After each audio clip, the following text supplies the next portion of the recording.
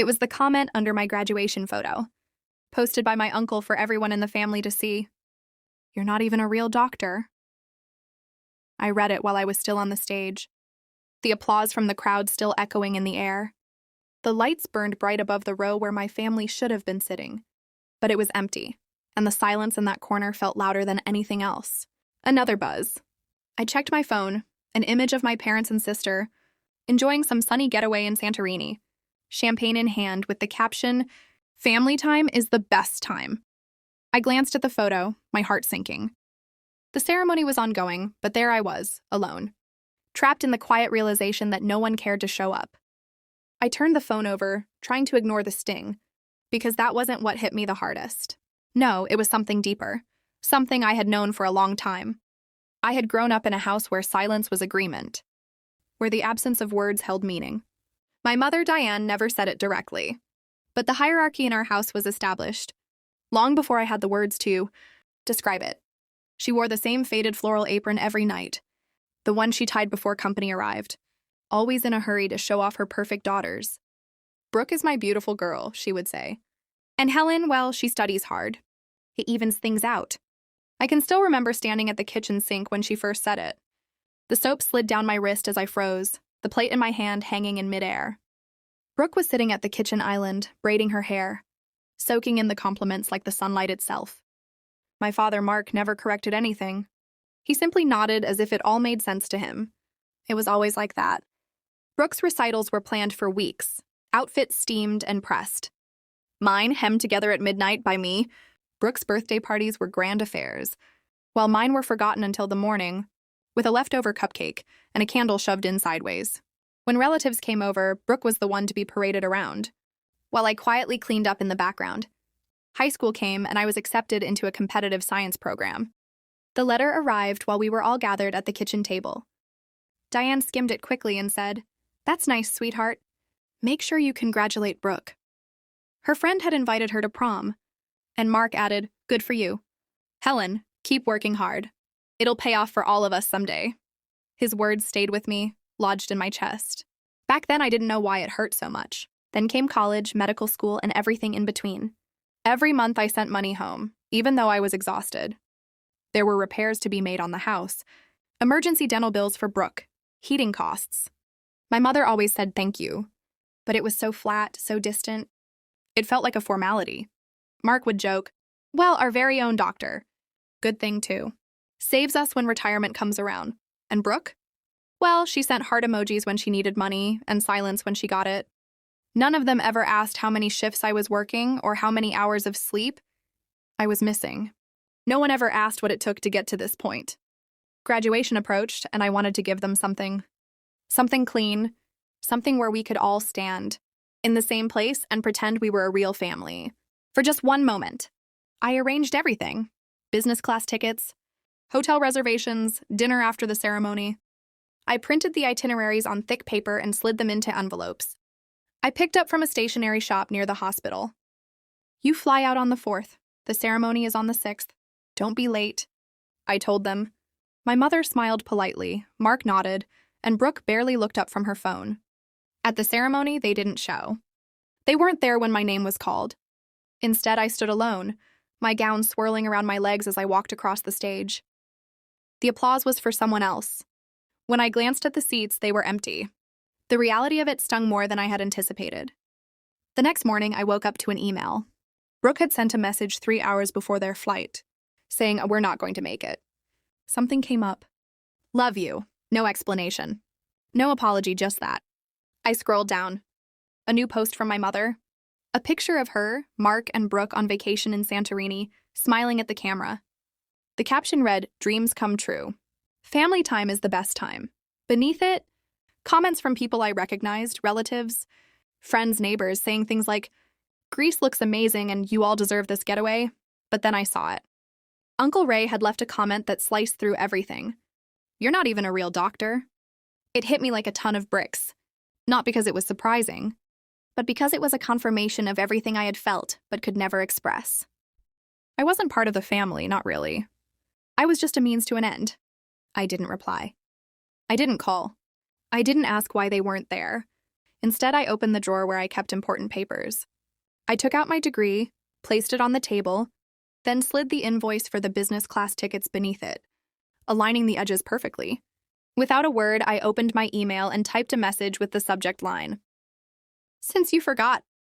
I attached the degree and the invoice, hit send, and sat back in my chair, the silence of the apartment wrapping around me. 3 hours after I sent the email, my phone began vibrating across the table. The notifications came one after another, buzzing, vibrating, demanding attention. I let it go on, not picking up. I already knew what it was. My mother, Diane, calling me. My father, Mark, too. Even Brooke, who never took the time to call unless it was for something. This time, though, I didn't move. I let the phone buzz and hum until the noise blurred into the background, almost as if it had become part of the apartment's rhythm. When the phone finally stopped, I turned it face down and opened my laptop. The folder was already there from the night before, family receipts. I hadn't created it out of spite, but as a way to keep track of everything I had done for them. I needed to know that the weight I had carried for years had a source, a foundation, something real, so I opened it. At first, there were just a few files: heating repairs, Brooke's dental bills, payments for Mark's new car, utilities, everything I had sent. But then, as I started looking more closely, I felt something shift. Something that had been simmering inside me for years finally started to make sense. I clicked on the heating repair payment first. The date matched up with Brooke's spa weekend. I moved to the next, a transfer for car trouble, same date as a purchase at a luxury watch store. I opened the dental payment file, and there, in the image of Brooke's beach cocktail selfie, was the caption, "White smiles, white wine." The day after that, I sat back, staring at the screen as everything fell into place. It wasn't just about the money anymore. It was the betrayal that had festered beneath the surface, unnoticed until now. And then my phone buzzed again. Another voicemail. This time I didn't hesitate. I opened it. The voice on the other end was mine. Tired, but with a hint of excitement. "Your confirmation should be in your email. Business class seats. The hotels are under my name." Then I heard my mother's voice, syrupy sweet. "Helen, that's a lot of money. Are you sure you want to spend that much?" My father laughed. "Let the girl do it. She's a doctor now. It's our turn to relax." Brooke chimed in next, her voice dripping with sarcasm. "If she's even a real doctor? Not like those online programs?" "Kidding. Kind of." Laughter followed. Then the line that froze everything, the one I had replayed in my mind too many times. "She thinks we're actually going to show up." Mark's voice joined in. "Poor thing. She doesn't realize she's basically our retirement plan." The audio cut off, and I didn't move. I didn't need to. I had already heard everything I needed to hear. There was nothing left to say. Instead, I saved the recording, renamed it "Not a Real Doctor Evidence," and placed it in the same folder. I didn't delete it. I couldn't. This wasn't about revenge. It was about finally seeing everything clearly. I opened another file, one I had almost forgotten about. Old rotation material from medical school. I scrolled through it, and there it was, the voicemail from my parents. The last one. The truth. Her voice cracked. "You didn't even go to a real medical school, Helen. Stop pretending this is Harvard. You embarrassed yourself." I didn't delete this one either. I saved it, dragged it into the folder where it belonged. The final piece of the puzzle fell into place. They hadn't just ignored me. They had used me. They had counted on me, my success, my hard work, to keep them afloat. My sacrifices weren't even recognized as such. They were just part of the plan. I opened a blank document. A list formed in my mind. Housing, utilities, credit accounts, payments tied to my name, but none of it ever really belonged to me. I called my lawyer, Ellis. She was quiet but sharp, a woman who never asked questions that didn't need to be asked. "I need to update some responsibilities," I said. "Tell me where to start," she replied. By noon, we had drafted the termination notices. Everything tied to my name, every last responsibility they had shifted onto me over the years, was getting revoked. The house that Brooke lived in, no longer mine to support, the credit cards, closed, the utilities, transferred back to their actual occupants. There would be no threats, no anger, just clean, clear lines of action. I placed the final drafts into a folder, and when I was done, I knew what needed to be done next. I made reservations, a private dining room at a restaurant downtown. The reservation was under my name. I prepaid the deposit, added 4 extra seats to the table, 1 for each of them, and 1 for the person who would finally say what I no longer needed to. For the first time in years, the weight I had carried felt light, not because I was done with them, but because I had finally understood how to walk without it. The night came. The restaurant was tucked between 2 old buildings, the kind of place my parents loved to post about but rarely paid for. I had walked through the door earlier, ensuring everything was set. The linen napkins folded into sharp triangles, the glasses set perfectly, like they were waiting for a toast, one no one would give. I chose the seat closest to the projector, the one where I could see everything unfold. The door opened. Diane walked in first, her perfume thick in the air, her smile a mask. Mark followed, patting his stomach as though he had just come from a long day of rest. Brooke trailed behind them, eyes glued to her phone, a habit I'd come to know too well. None of them noticed the extra chair. "Dinner?" Diane asked, her voice light as if nothing had changed.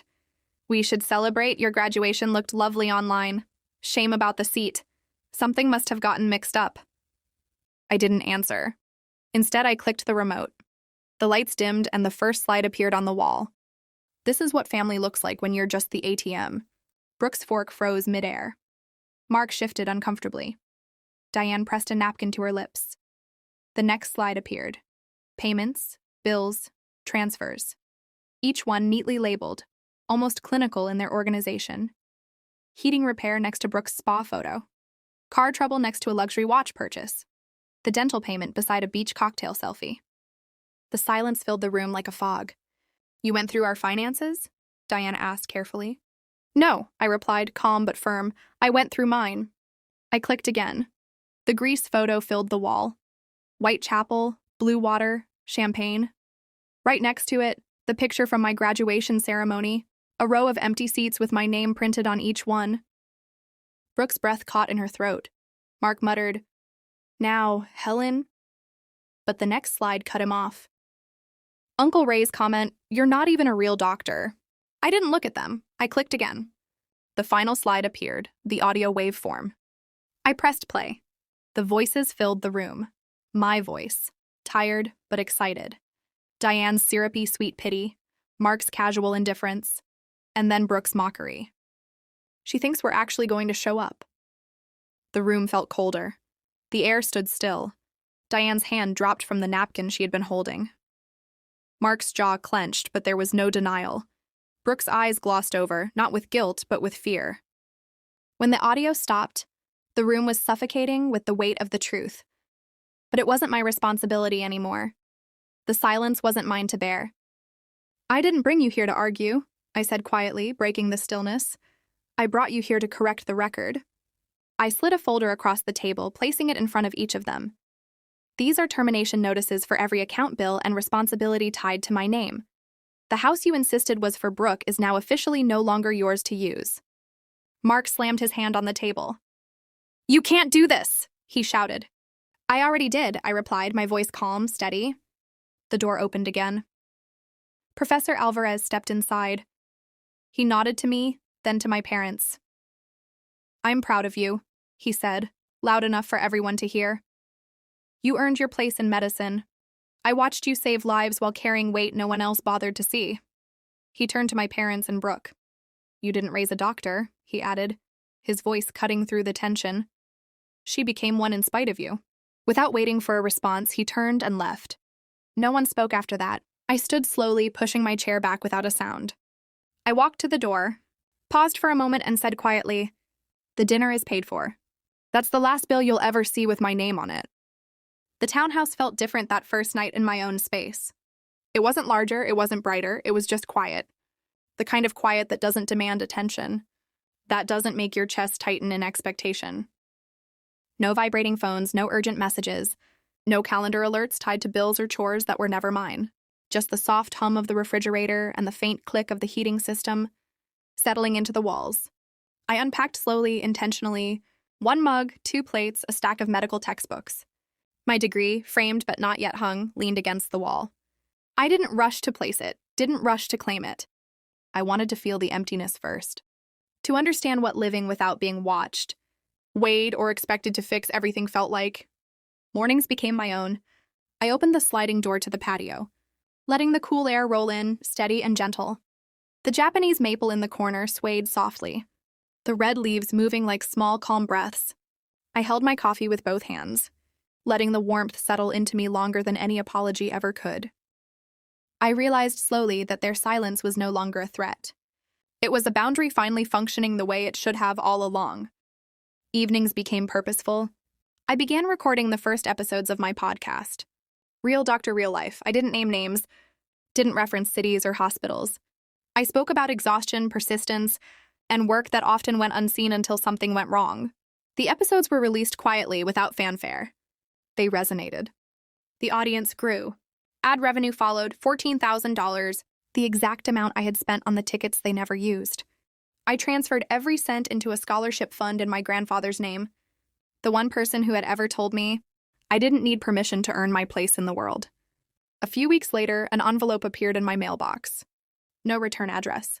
Inside, a glossy, generic birthday card, the kind you could buy anywhere, contained only 2 words. Written in my mother's handwriting, "We miss you." I carried it to the patio, struck a match, and let the flame consume the paper. It curled and blackened, the edges folding inwards. When only ash remained, I closed the sliding door. The sound was soft but final. The quiet that followed no longer felt foreign. It felt earned. My days developed their own rhythm. Early mornings with coffee, late nights reviewing cases, afternoons dedicated to planning each podcast episode. I no longer checked for messages that never came, or waited for apologies that were shaped like demands. Some boundaries are walls. Mine had become a doorway. Weeks passed. My life slowly settled into a steady, unbroken pace. I finally understood that liberation doesn't always come with fireworks or dramatic confrontations. It comes in quiet moments when you no longer shoulder burdens that were never yours. I returned to the clinic, to long shifts, to nights filled with patient charts and life and death decisions. But the weight of family expectation, the invisible ledger of obligations, had been removed. And yet the clarity gave me something else. Space for joy. Space for curiosity, and for the first time, room to truly breathe. I found myself laughing more, taking small walks outside the apartment, noticing the way sunlight reflected on glass buildings, and how the city had a rhythm of its own. I began keeping a journal alongside the podcast, writing things no one would read, simply because the words deserved permanence. One evening, I returned home from a long day at the hospital to find my apartment unusually quiet, in a comforting way. No phone vibrations, no messages, just stillness. I made dinner slowly, tasting each bite, appreciating the effort I had put into the ingredients for myself and no one else. Afterwards, I settled into the living room with a medical textbook in my lap, flipping pages methodically, and then glanced out the sliding door to the patio. The Japanese maple's leaves glowed faintly in the soft evening light, like they were finally telling me that everything I had done mattered. Time passed, and the podcast grew steadily. Listeners sent emails about their own struggles, about exhaustion and dedication, about invisibility and being taken for granted. They shared gratitude for honesty, for guidance, for the reminder that effort doesn't have to be invisible. I replied to some. Others I didn't. But each note, each story I read reminded me that life wasn't only about bearing weight. It was about choosing what to carry and learning what to release. Occasionally, my phone buzzed with unknown numbers or emails. I ignored them. Not out of anger, not out of resentment, but because I had reclaimed my energy. I didn't need explanations. I didn't need justification. I didn't need their presence or validation. I had become my own measure. Months later, I finally hung my degree on the wall, in a place where I could see it from my favorite chair. Not as a trophy, not as proof for others, but as proof for myself that I had persevered, that I had earned my place on my own terms. The room felt warm, not in spite of, but because of, its quiet. There were no further calls, no sudden messages of regret, no attempts at reconciliation. That, I realized, was fine. Healing doesn't always come with closure from others. Sometimes it comes simply from recognizing the truth for yourself and letting it reshape the life you want to lead. I continued the podcast, carefully balancing it with shifts at the hospital. Every episode focused on lived experience, on the realities of hard work that often goes unseen, on the quiet victories that society rarely acknowledges. I didn't speak of my family, but the lessons embedded in my narrative about boundaries, self-respect, and resilience reached people who understood. Then came a late afternoon, with the sky streaked in pinks and golds, when I realized I no longer feared solitude. The apartment no longer felt empty. It felt intentional. I walked to the patio, coffee in hand, letting the breeze move through my hair. For the first time, I understood that freedom wasn't dramatic. It was stillness, space, and the permission to exist fully for yourself. No one else was required to acknowledge it. No one else needed to see it. The quiet, the patience, the careful reclaiming of everything I had carried, they were enough. And so life moved forward. With the hum of the apartment, the rustle of leaves, and the slow rhythm of days that were finally mine, I built a life not weighed by others' expectations, but measured by my own choices. I learned that some families aren't meant to hold you up. They reveal your strength when you stand alone. Some boundaries are walls. Mine had become a doorway, and through it, I stepped into a life that was entirely, quietly, mine.